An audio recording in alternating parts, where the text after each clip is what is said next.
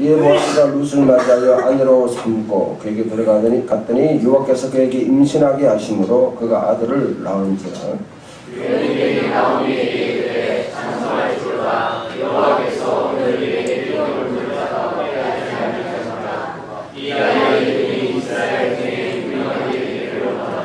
이는 내 생명의 회복자이며 내 노년의 복량자라. 곤드를 사랑하며 일곱 아들보다 귀한 내 며느리가 낳은 자로다 하니라.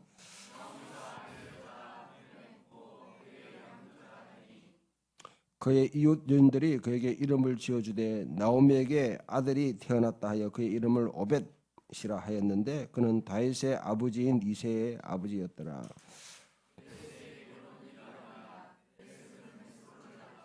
헤스로는 람을 낳고 람은 아비나답을 낳고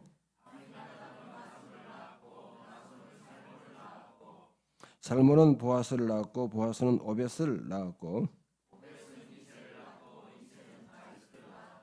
아멘. 네.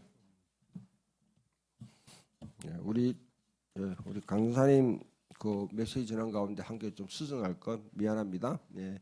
그 제3성전이라는 말은 사용하지 않습니다. 예, 그 스룹바벨의 성전을 헤롯이 정축했기 때문에 이것은 제2성전식이라 그렇게 하고 제3성전이라는 것은 지금 이스라엘 시오니스트들이 지금 예루살렘에 지금 그 이슬람 모스크가 있어요. 중간에 세상에서 가장 아름다운 가장 잘 지어진 그 모스크를 대신해서 성전을 지을 준비를 다 해놨습니다. 완벽하게 지금 다 해놨습니다. 그 제3성전과 잘못하면 혼동이 날 수 있어요. 저는 개인적으로 그거는 지지하지 않습니다. 그거는 현재 이스라엘 국가의 하나의 국가적인 민족주의적인 이념이지 성경의 논리와는 전혀 관계 없습니다. 그래서 뭐 이스라엘의 회복이니 아니면 뭐 이스라엘이 성전이 세워져야지 종말이 온다느니 하는 것은 신학교에서 가르치지 않는 내용이에요. 그거는 반대하는 내용인데 목사들이 밖에만 나가면 그렇게 떠들고 다녀요. 공부를 제대로 안 하는 사람들이 그렇게 한다 생각하면 됩니다. 그런 주장을 하는 사람이 있거든. 아이고 학교 다닐 때 공부 안 했네요. 이렇게 하면 됩니다. 자, 이제 본문으로 들어가서 룻기를 통해서 우리가 룻기가 그리고 있는 하나님 나라는 무엇인가? 오늘 여러분 이야기를 전체 잘 알고 있는 분도 있지만은 또 생소한 분도 있을 수 있기 때문에 잠깐 이야기를 읊어가면 사사 시대에 흉년이 들었습니다. 그런데 베들레헴에 살던 아비멜렉이라는 나오미 부부가 더 이상 여기서 못 살겠다 해서 이제 모압으로 이주를 합니다. 자기 자식 둘을 데리고 말론과 기런이라는 두 아들을 데리고 가서 거기서 이제 또 아내를 맞이하는 것이죠. 모압 여인을 룻과 또 오르바라는 이제 두 며느리를 맞이합니다. 맞이해서 살았는데 잘 살았으면 좋은데 이게 엎친 데 겹친 듯이 추락하는 것은 날개가 있다고 누군가 말했는데 가장인 아비멜렉도 죽고 그 다음에 두 아들인 기런과 말론도 죽었어요. 그래서 지금 뭐냐면 나오미가 어머니로서 보니까 아들은 죽어버리고 며느리 둘만 남았는 거예요. 그러니까 여러분 고대 사회에서 그 가장 여인들만 있는 것은 굉장히 사회적 취약계층입니다. 굉장한 위험에 봉착합니다. 지금 군대가 있고 경찰이 있어도 이번에 그 화성 그 누굽니까? 이춘재입니까? 뭐 그 사건을 저지를 정도의 다 여성들을 대상으로 그렇게 하는 시대인데 고대 사회는 완전히 시약계층이죠. 그러니까 나오미가 이제 집으로 본래 고향으로 돌아가려고 합니다. 돌아 이제 왔죠. 그 와중에 이제 오르발은 다시 남게 되고 룻이 같이 따라왔는 거예요. 나오미와 룻 두 시어머니의 자부가 그냥 이렇게 왔는데 참 슬픈 이야기죠. 슬픈 이야기. 슬픈 이야기죠. 완전히 쫄딱 망한 집안입니다. 희망이 없어요.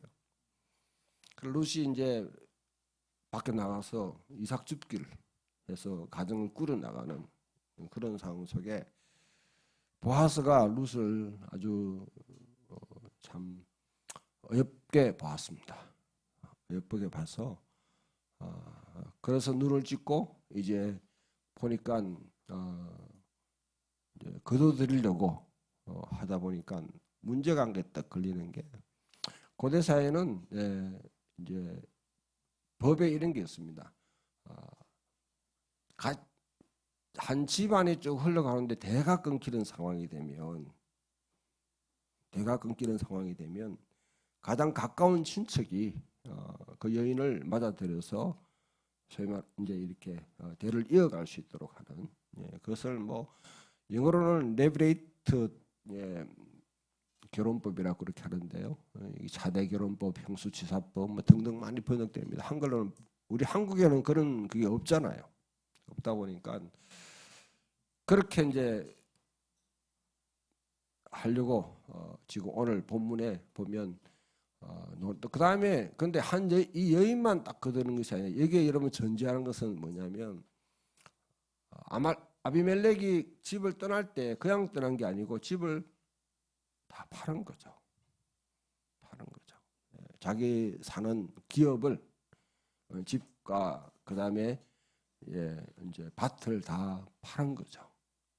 팔고 갔는데 50년 되면 본인한테 다시 돌아올 수 있습니다. 근데 50년이 너무 긴 것 같아 지금 보니까 상황이. 근데 그 50년 남은 그 기간 동안에 이제 나오미의 밭을 갖다가 사버리면 대신에 그 차지하고 있는 사람에게 50년간 남은 그 이제 임대료를 갖다가 줘야 돼요. 그걸 기업물을 짜라 그렇게 하는 거죠. 기업물을 짜. 고엘이라고 합니다. 고엘. 오늘 중요한 게 레위기 결혼법, 차대 결혼법, 그 다음에 고엘이라는 게 이스라엘 전체 사회를 갖다 이어가는데 아주 중요한 두 제도입니다. 그래서 그걸 갖다가 지금 보아스가 하려고 하는데 자기보다 우선순위에 있는 사람이 있으니까 그 사람을 불러가지고 정인들을 세워놓고 네가 기업물을 짜니까 이걸 해라 하니까 맨 처음에 그걸 물을게 이랬는데 그러려면 룻도 네가 데려가야 된다 이러니까 못하겠다. 그러니까 이제 보아스가 그것을 넘겨받고 그 다음에 이제 해피엔딩으로 뒤에 보면 찬양이 막 울려 퍼지죠. 퍼지는데 자 이게 왜 기록됐을까 한번 생각을 해보십시오. 왜 룻기가 기록되었을까? 여호수아 시대 때에 여호수아가 이제 땅을 정복하고 남겨두고 그다음에 사사기 시대가 접어들었습니다. 하나님이 본래 디자인한 세계는 사사기와 같은 시대예요. 각기 자기 속인에 옳은 대로 행하는. 지난주에 각기 자기 속인에 옳은 대로 행하면 긍정적인 측면도 있고 부정적인 측면도 있다. 그죠? 각기 자기 속인에 옳은 대로 행하는 전제는 하나님의 율법에 깊이 뿌리를 내리고 있을 때는 누구한테 통치를 받지 않더라도 누구 간섭을 받지 않더라도 각기 자기 손이 쓰고 한 대로 먹고 11조만 그렇게 내면 살아갈 수 있는 그런 사회인데 근데 하나님의 율법을 떠나버리면 이제는 자기 탐욕을 따라가지고 살아갈 수밖에 없는 시대가 되는 거죠. 그러니까 사사기 시대 맨 마지막이 아주 소돔과 고모라와 같은 시대를 갖다가 접했다. 그죠? 레위인이 기브아라는 곳에 왔는데 첩을 데리고 왔어. 레위인이 첩을 데리고 왔다는 것도 좀 이상하고요. 그 첩을 갖다 기브아 사람들이 데리고 나가서 아주 밤새도록 윤관을 해가지고 죽은 채로 돌아오니까 레위인이 그 시체를 12조각 내가지고 각 지파에 때 보내면서 내가 이렇게 억울한 일을 당했다. 그럼 오늘날 한국 검찰은 시체를 조각 낸 사람을 잡으러 올 텐데, 그래도 이스라엘은 조금의 공동체 의식이 있으니까 도대체 얘를 누가 이렇게 만들었는가? 오늘 색출해서 기브아 사람들하고 전쟁을 일으키게 되니까 베냐민 지파가 완전히 결단날 그런 위기에 접하는 것이죠. 이게 바로 소돔과 고모라와 똑같은 사건입니다.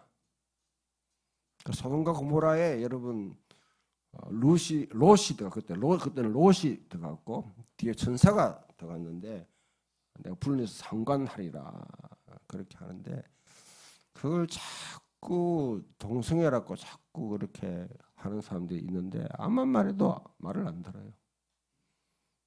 1세기 당시의 유대교의 문화는 그것은 손대접의 윤리를 아주 지극히 어깁니다. 유대인들은 하나님의 백성들은 도시의 사람이 아니라 나그네입니다. 우리는 애국인과 나그네와 같이 산다 그렇게 했죠. 우리는 이 땅에 살고 있지만 이 땅에 속히 있지 않는 나그네와 같은 소위 떠돌이 삶이죠. 그 삶을 사는 사람들의 가장 중요한 윤리는 하스피탈리티, 손대접의 원리입니다. 그 손대접의 윤리를 갖다가 어기는 것은 하나님께서 이 땅에 사람들이 살아가는 하나님 백성이 살아가는 본래 그 생활 방식을 부정하는 거기 때문에 하나님이 굉장히 싫어해요. 굉장히 싫어합니다. 오늘날 이제 그 대신에 여러분 만들어 놓은 게 여관이라든지 모텔이라든지 또 뭐 호텔 이렇게 하는데 손대접이 쉽지는 않습니다. 저도 저희 동기가 저번에 와가지고 뭐 자꾸 여관 그 모텔을 잡아달라고 하길래 뭐 저희 집에 데리고 왔는데 하여튼 참 힘들더라고요. 가장 우리 코코가 안 좋아해. 막 이상하게 얘는 다른 손님만 보면 좋아하는데 얘만 보면 짖어. 보면 짖어요. 본인도 불편했겠죠. 근데 아무튼 우리가 이제 요즘 보면 우리 집에 손님을 데리고 가지고 하룻밤 지우는 것 자체가 굉장히 그런 게 없잖아요. 기독교가 잃어버린 미덕 가운데 가장 중요한 것을 잃어버린 겁니다. 아무튼 이제 이와 같은 손대접의 원리를 갖다 어기게 되는 상황이 왔다. 자, 그러면 사람들 속에 뭐냐면 이제 여러분 사무엘상에 가보면 사람들이 왕을 요구하게 돼요. 우리도 주변 나라 사람들처럼 왕이 필요하다. 모압이나 암몬이나 블레셋이나 보면 다 왕이 있어가지고 철통 군대가 있고 딱 지켜주고 통제하고 하니까 안전하지 않냐? 안보라는 게 딱 부각되죠. 우리나라 안보가 굉장히 중요하게 생각해 왔죠. 그 다음에 경제도 번영한다는 거죠. 통제가 되니까.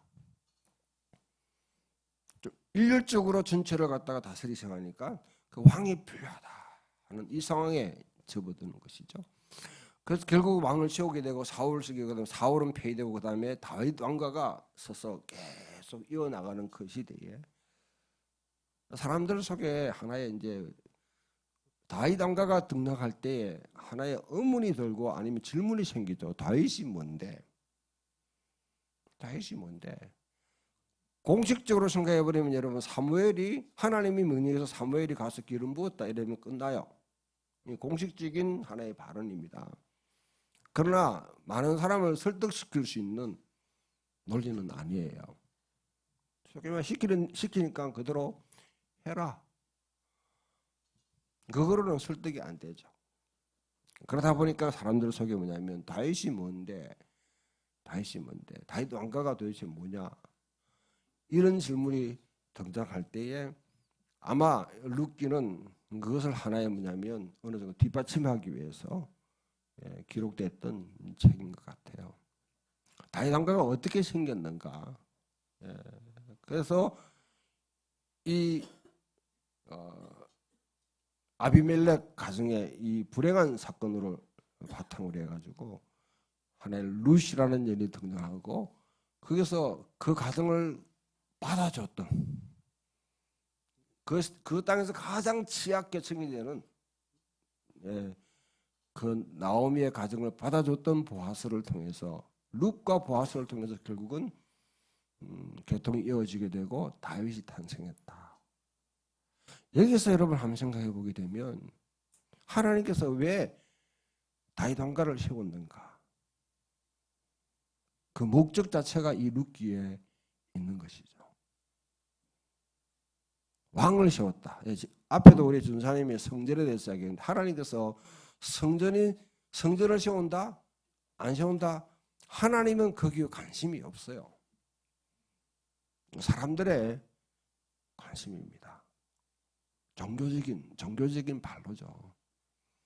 다윗이 보니까 나는 상하궁에 있는데 백항목 그 궁전에 있는데 하나님은 저기 그냥 천막에 있으니까 이거 너무 초라하지 않냐 하는 것은 우리들의 생각이에요. 우리들의 생각. 하나님은 거기에 성전을 지어라 말라 그게 개의치 않습니다. 그런데 문제는 성전을 세우면 좋은 것 같지만 사실은 사람들이 하나님의 성전 안에 가둬버려요. 그때부터 이스라엘 사이에 중앙성소 개념이라는 게 생기면서 하나님을 예배하고 경배하는데 이 예루살렘에 와서 경배하도록 만드는 거예요. 주변에 있는 산당들을 없애지 못했더라. 각 지역별로 각 지역의 여러분 사람들이 이렇게 하나님을 예배하는 그것들은 인정하지 않는 상태가 벌어지는 거죠. 똑같습니다. 왕도 맞아. 왕을 세우고 안 세우고 이 문제는 하나님이 관심 기울이는 부분은 아니에요. 근데 왕을 세우게 되면 문제가 생길 수 있다. 성전을 세우면 성전이 문제가 될 수 있고 왕을 세우게 되면 왕이 문제가 된다는 거죠. 나중에 여러분 사무엘상 가서 이제 좀 더 이스라엘 정치 제도에 대해서 우리 좀 더 살펴보겠습니다만은 그럼 룻기를 통해서 주는 것은 뭡니까? 사사기 시대에 도래했던 위기 상황. 경제적으로 뭔가 자기 나름대로 그냥 생업, 자기 생존을 위해서 그냥 완전히 그냥 그거잖아요. 이 작업 경제죠, 작업 경제.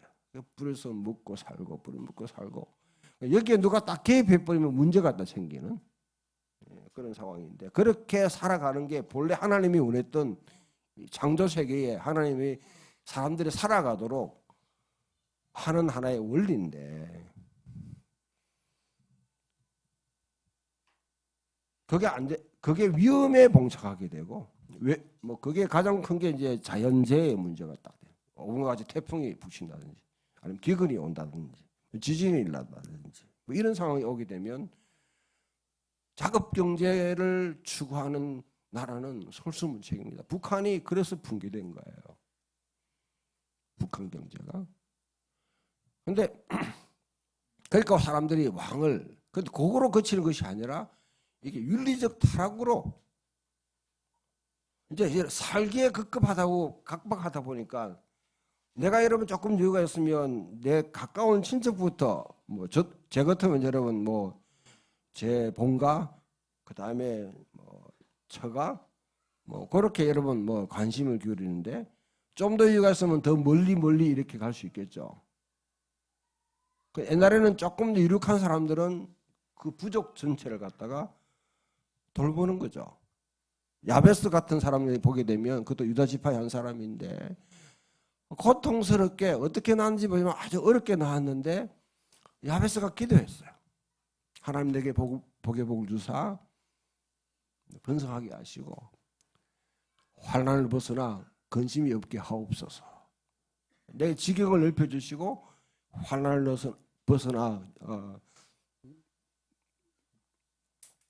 어려움이 없게 해달라고 했는데 왜 여러분 역대기에 그 짤막한 야베스의 기도가 기록되었습니까? 야베스가 지금 어떤 사람이 잘 몰라요.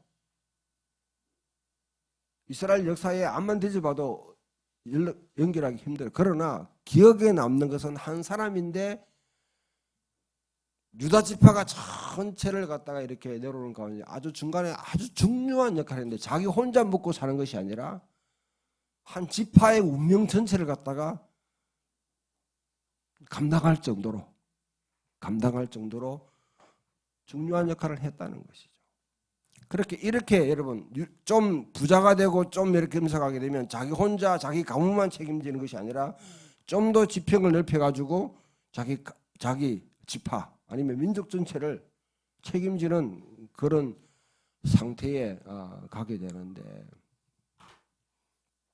경제가 어렵고 살기 힘들고 때로는 여러분 어려운 상황이 닥치면 이제는 외부인이 우리한테 들어오는 것을 그러면 파일을 나눠 먹어야 되잖아요.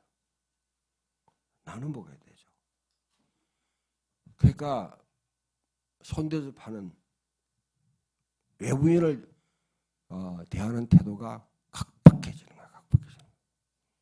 저는요 이번에 작년인가 재작년부터 우리나라 난민 문제가 불거졌을 때에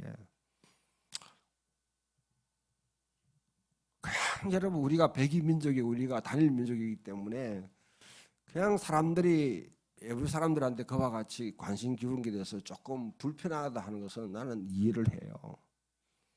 그러나 교회가 기독교가 이슬람이라는 것을 갖다가 하나의 뭐냐면 잣대로 아주 그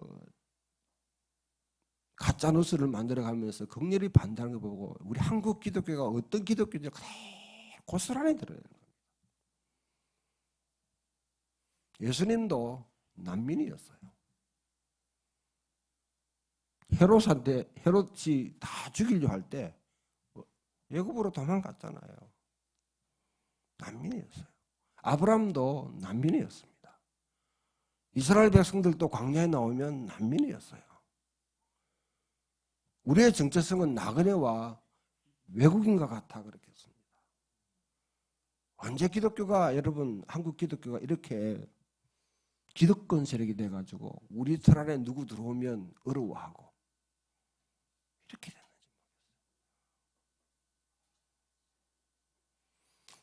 모르겠어요. 사사기 시대가 바로 그와 같이 외부인이 들어오는 것 자체가 우리말에 누가 돌아도 뭔가 지금 여러분 아프리카 열병 돼지 열병 막 방역하고 지금 막 경기도에 저는 여러분 죄 없이 죽는 돼지들이 너무 불쌍해.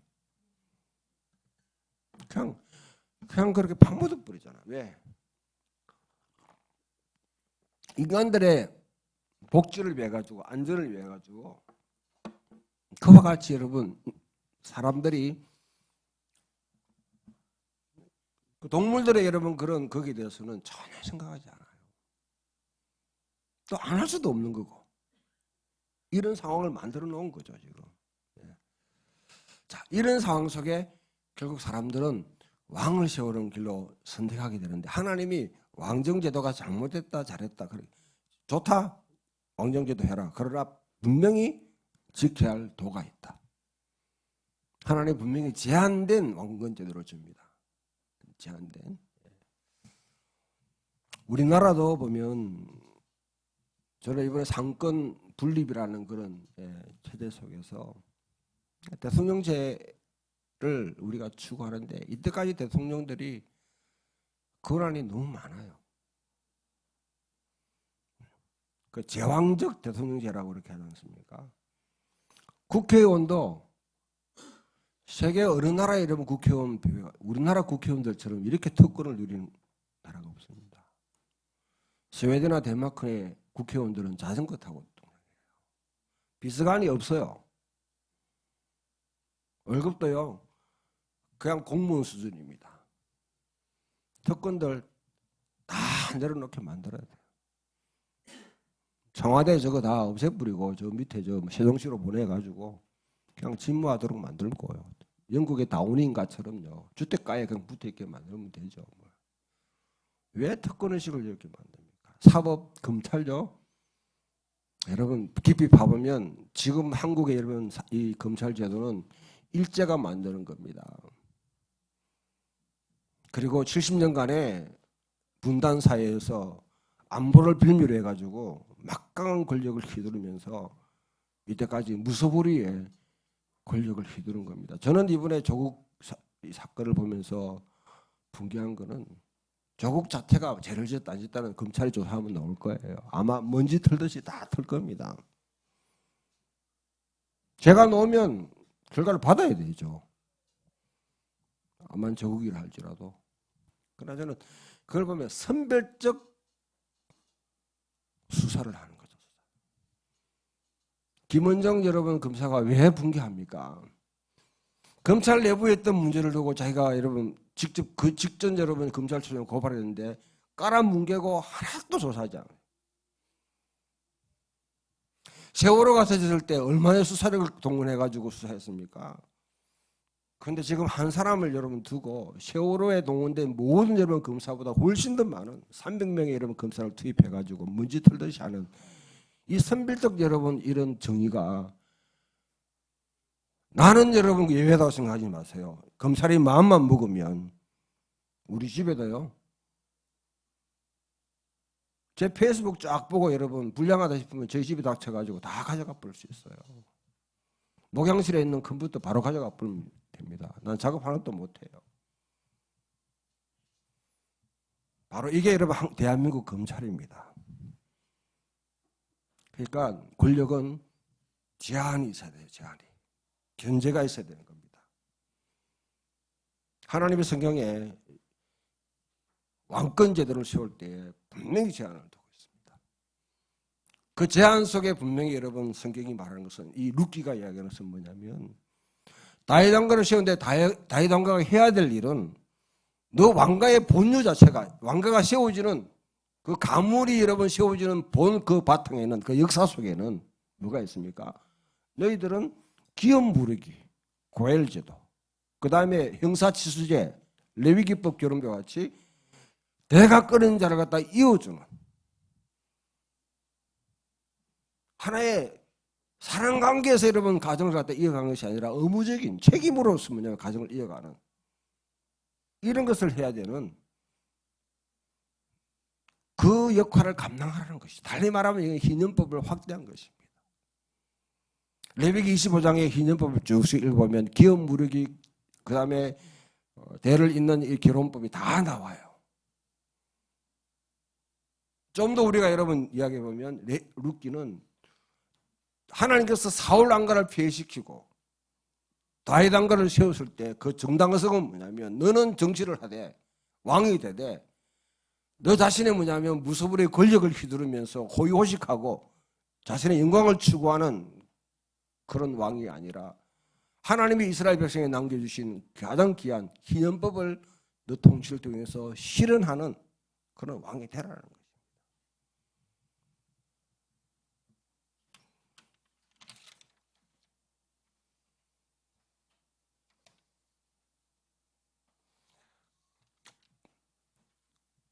앞으로 우리 여러분 열왕기 상하, 사무엘 상하, 역대기 상하 우리 한번 살펴보면서 과연 다윗의 후손들이 이스라엘의 북쪽 이스라엘의 왕들이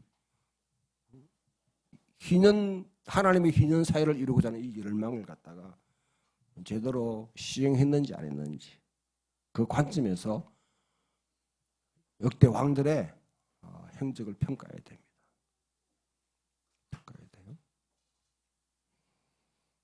오늘 이제 여기 올 두 가지 여러분 레위기 결혼법과 고엘 제도라는 게 나오는데요. 레위기 결혼법 하게 되면 결국은 대를 잇는 겁니다. 대를 잇는 것, 대를 잇는 건데 고대 사이에 한 가정이 한 가문이 위기 상황에 빠졌을 때에 이와 같이 공동체 전체가 관심을 기울여서 책임을 지고 대를 이어가게 만드는 것이죠. 고대 사회는 기업을 중요하게 생각합니다. 그것이 바로 유업입니다. 유업. 조상으로도 물려받은 땅. 아브라함과 이삭과 야곱의 하나님이니까 믿음의 가정이 강물처럼 흘러가야 되죠. 성경에 중요하게 계속 반복되는 이야기가 있습니다. 내 조상의 지계석을 옮기지 말라. 내 조상의 지계석을 옮기지 말라. 이 말은 여호수아가 정복하고 난 뒤에 땅 나누기 하면서 각 가문별로 각 족장별로 다 여러분 이와 같이 땅 나누기 할 지계표가 다 있는 거죠. 그것은 옮기면 안 된다는 거죠. 근데 바알 신앙이 들어오고 나중에 20일이 들어오면 지계석 필요 없다는 것이죠. 이거 뽑아내버리면 된다는 거죠. 통째로 하나님의 공의와 정의를 말살시키는 그런 정책을 펴게 됩니다. 두 번째 고헬이라는 게 기업 부르기. 이게 여러분 성경의 코이노니아의 진수입니다. 우리가 그리스도 안에서 한 형제 한 자매라고 그렇게 하죠. 아니에요? 그래서 그놈 저놈이에요? 그냥 교인이에요? 교회에서 여러분 교회가 초대교회부터 내려오는 전통 가운데 잃어버린 가장 아름다운 전통이 뭐냐면 바로 그리스도 안에 한 지체를 갖다 형제자매라 부르는 이게 안 되는 거죠. 그러니까 교회 오면 목사, 장로, 집사, 권사, 권찰 이런 식으로 여러분 호명을 붙이는데 이게 뭐냐면 바로 성경적인 공동체를 만들지 못하는 아주 안 좋은 여러분 관습입니다. 진정으로 성경적인 공동체를 이루려고 하는 곳마다 가보면 몸부림치는 곳에 가보면 다 자기 안에서는 형제자매라 불러요.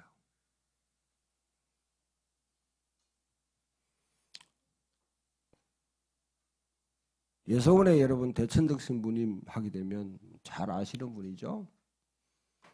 대신부님이 예수원 식구들한테 예수원 식구들이 다 형제라 불러요. 뭐 그 이제 세례명을 주면서 뭐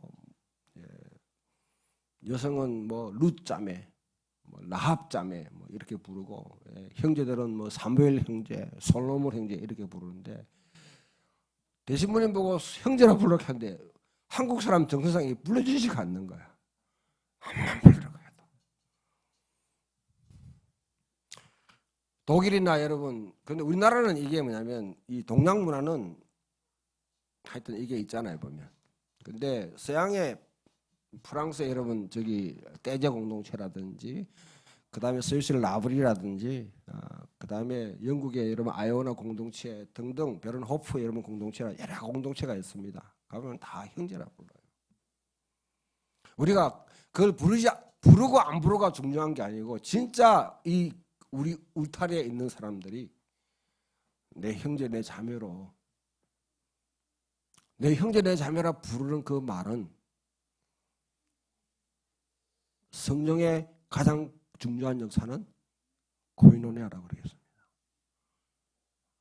코이노니아 할 수 있느냐? 코이노니아는 상호 책임을 지는 거예요. 1년의 과정을 거치면서 수많은 사람들이 저한테 이야기하기를 풍기 있는 교회 하기를 뭐 자꾸 위선적이다고 나가는 놈들마다 위선적이라고 그래요. 그것과 속이 다르다고 그래요. 그럼 어느 놈 여러분 위선적이지 않는 놈 나오라고 그래요. 이 땅의 사람 다 빨가벗으면 살 수 있는 것 같아요. 우리가 연약하기 때문에 서로 옷을 입고 가면을 덮어쓰는 겁니다. 위선하는 사람이 위선적이에요.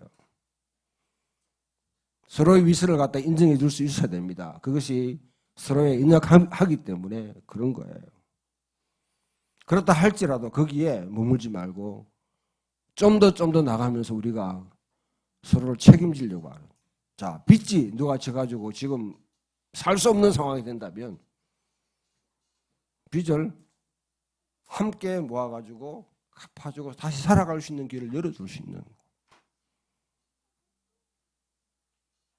한 공동체 안에 있으면 어떤 누가 이런 빚 때문에 자기 인생을 제대로 살 수 없는 상황이 있다면 노름해가지고 빚은 너무 할 수 없어요. 그런 인간은 뭐 돌볼 필요 없어요.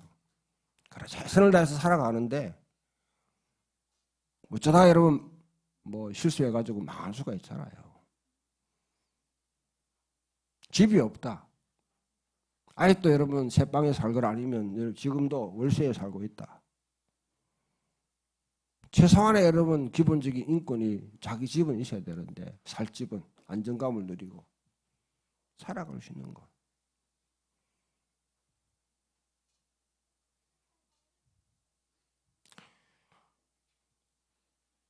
혹시 여러분 형제가 노예로 팔려갔다.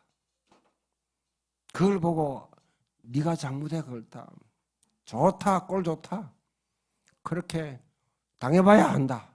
내버려 두는 것이 아니라 긍휼한 마음을 갖고 희년이 되기 전에 미리 그 형제의 노예됨을 풀어주고 빚도 탕감해주고 그 다음에 기업을 잃어버린 것을 회복시켜주는 것. 이게 뭐냐면 바로 그리스도의 공동체 안에서 가장 기본적으로 돼야 되는 겁니다. 제가 목회하면서요 서글픈 현상은 교회 안에서 돈을 빌려주고 이렇게 해가지고 안 갚으면 이제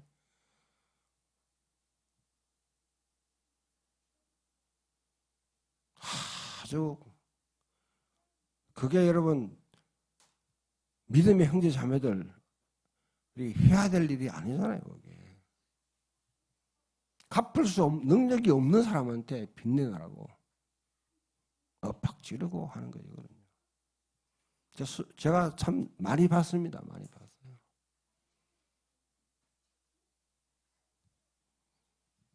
그 다음에 고엘 제도에 또 현대적으로 적용하게 되면 유대인들은 여기서 뭐냐면 바로 그 금사라는 제도가 여기서 나오는 겁니다. 고엘 제도에서 나오는 거예요. 한 사람이 여러분 억울한 일을 사용해서 기본 조사를 하고 법률 대리인데서 그 가해자를 갖다가 법정에 세워서 마땅한 벌을 받게 만들고 원래 이 사람이 피해를 받던 것을 회복시켜 주는 역할을 하는 거예요. 오늘 우리 공동체 가운데 정말 억울한 일을 당했던 사람이 있으면 그 사람을 위해서 대신 대변해주고 대신 싸워주고 본래 인권을 회복하는 것도 고엘 제도예요. 오늘 교회 가운데 여러분 명성교회나 사랑의 교회 같이 암만 변하고 싶어도 변할 마음이 없는 교회도 있지만은 진짜 억울한 일을 당한 교회가 있으면 또는 망하는 교회가 있으면 또 그 때문에 여러분 자기의 목회 현장을 잃어버린 목회자가 있으면 그것을 품는 것도 하나의 고엘 제도입니다. 돌아보면서 우리가 이게 먼 이야기가 아니라 현실 가운데서도 이걸 무한 책임지라는 것은 그건 말이 안 돼요. 무한 책임지겠다는 넘치고 무한 책임지는 인간 못 봤습니다. 내가 할 수 있는 한도 내에서 최선을 다해서 주변 이웃의 어려움을 실질적인 어려움이죠.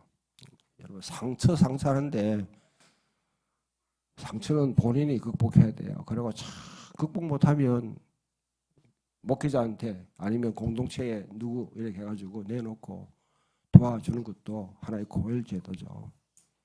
상처보다 그는 심리적이고 감정적인 문제 중요합니다만은 그보다 더 중요한 것은 먹고 사는 문제입니다. 그런 문제에 대해서 공동체가 함께 책임질 수 있는 방향으로 한 걸음이라도 나갈 수 있다면 저는 풍경 있는 교회가 이 땅에 있을 필요가 있다고 생각합니다. 만약 그런 데 대해서 거부감 느끼고 그럴 필요가 없다 생각하면 이 교회는 있을 필요가 없는 교회입니다. 부동산 투기를 제약이라고 말할 수 없는 교회는 이 땅에 있을 필요가 없는 교회죠. 어제 대신대 체프를 또 세워가지고 이 소리 했더니 분위기가 삽디다. 예. 여러분들이 목회하면서 부목사로 있을 때 말고 지금 전사에 있을 때 말고 나중에 담임 목회할 때 책임 목회할 때 부동산 투자는 제약입니다. 절대 하지 마세요. 외칠 수 없으면 여러분들은 이름은 하나님을 경외하면서 실제로는 바알을 숭배하는 자들이다. 그래서 지금 가가지고 열심히 잘리니까 하지 말라고 그랬어요.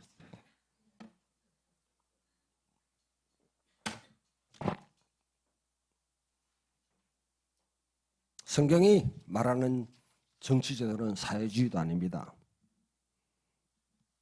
성경은 사회주의를 지지하지 않아요. 내 손이 쓰고 한 대로 먹고요. 창의적인 아이디어를 가지고 사업에 성공한 사람이 벤츠 타고 50평, 60평짜리 아파트에 살고 그 다음에 휴가 가도 저기 해외 나가서 사는 건 자기 능력껏 인정해야 됩니다. 똑같이 분배하는 것은 성경의 원리가 아닙니다. 성경은 사회주의를 지지하지 않습니다.